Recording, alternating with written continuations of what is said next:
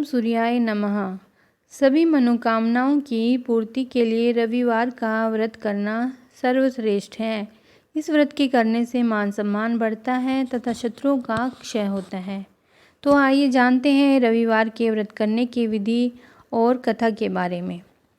विधि इस प्रकार से है। इस व्रत की विधि इस प्रकार से है। प्रातःकाल स्नान आदि से निवृत्त हो स्वच्छ वस्त्र धारण करें। शांत चित्त होकर परमात्मा का स्मरण करें।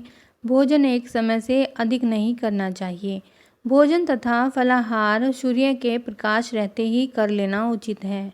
यदि निराहार रहने पर सूर्य छिप जाए तो दूसरे दिन सूर्योदय हो जाने पर अर्घ्य देने के बाद ही भोजन करें।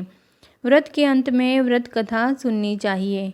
व्रत के दिन नमकीन तेलयुक्त भोजन कदापि ग्रहण न करें। इस व्रत की करने से मान सम्मान बढ़ता है तथा शत्रुओं का क्षय होता है। आँख की पीड़ा के अतिरिक्त अन्य सब पीड़ाएं दूर होती हैं। तो आइए जानते हैं रविवार के व्रत की कथा। एक बुढ़िया थी। उसका नियम था प्रति रविवार को सवेरे ही स्नान आदि कर घर को गोबर से लीप कर फिर भोजन तैयार कर भगवान को भोग लगा स्वयं भोजन करना। ऐसा व्रत करने से उसका घर अनेक प्रकार धन धान्य से पूर्ण था। श्री हरि की कृपा से घर में किसी प्रकार का विघ्न या दुख नहीं था। सब प्रकार से घर में आनंद रहता था। इस तरह कुछ दिन बीत जाने पर उसकी एक पड़ोसन जिसकी गऊ का गोबर वह बुढ़िया लाया करती थी, वह विचार करने लगी कि यह वृद्धा सर्वदा मेरी गऊ का गोबर ले जाती है, इसीलिए अपनी गऊ को घर के भीतर बांधने लग गई। बुढ़िया को गोबर न मिलने से रविवार के दिन अपने घर को न लीप सकी। इसीलिए उसने न तो भोजन बनाया न भगवान को भोग लगाया तथा स्वयं भी उसने भोजन नहीं किया। इस प्रकार उसने निराहार व्रत किया। रात्रि हो गई और वह भूखी सो गई। रात्रि में भगवान ने उसे स्वपन दिया और भोजन न बनाने तथा लगाने का कारण पूछा। वृद्धा ने गोबर न मिलने का कारण सुनाया। तब भगवान ने कहा कि माता, हम तुमको ऐसी गऊ देते हैं जिससे सभी इच्छाएं पूर्ण होती हैं, क्योंकि तुम हमेशा रविवार को गऊ के गोबर से लीपकर भोजन बनाकर मेरा भोग लगाकर खुद भोजन करती हो। इससे मैं खुश होकर तुमको वरदान देता हूँ। निर्धन को धन और बांझ स्त्रियों को पुत्र देकर दुखों को दूर करता हूँ तथा अंत समय में मोक्ष देता हूँ। स्वप्न में ऐसा वरदान देकर भगवान तो अंतर्ध्यान हो गए और वृद्धा की आंख खुली तो वह देखती है कि आंगन में एक अति सुंदर गऊ और बछड़ा बंधे हुए हैं।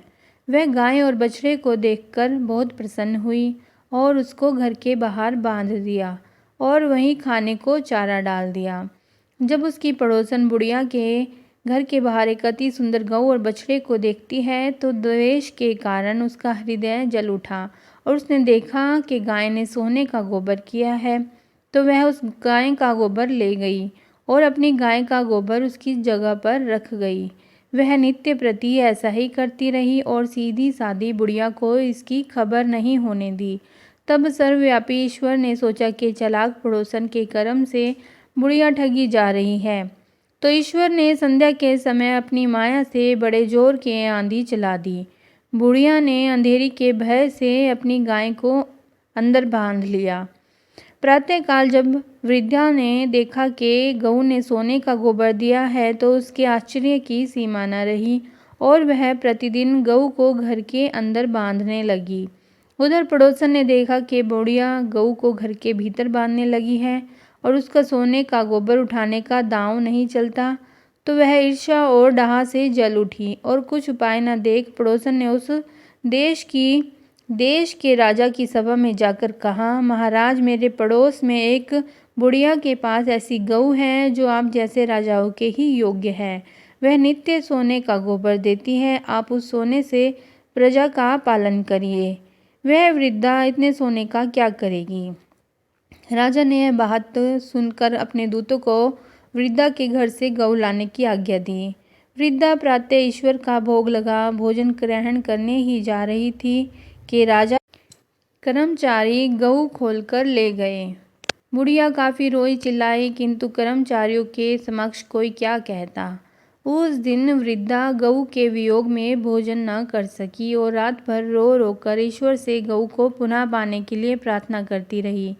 इधर राजा गऊ को देखकर बहुत प्रसन्न हुआ, लेकिन सुबह जैसे ही वह उठा, सारा महल गोबर से भरा दिखाई देने लगा। राजा यह देख घबरा गया।